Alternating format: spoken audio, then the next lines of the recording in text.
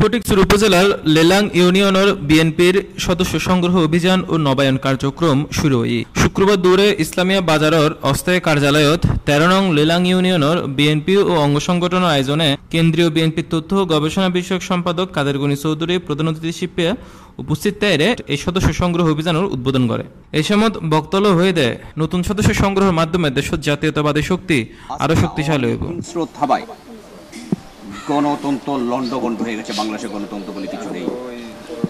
আজকে আওয়ামী লীগের হিংস্র থাবায় বাংলাদেশে মানবাধিকার বলে কিছু নেই। আজকে আওয়ামী লীগের হিংস্র থাবায় আমাদের মা বোনদের ইজ্জত, মা বোনরা সুন্দরভাবে শান্তিপূর্ণভাবে চলাফেরা করতে পারছে না। এই অবস্থা থেকে দেশকে রক্ষা করা অত্যন্ত জরুরি।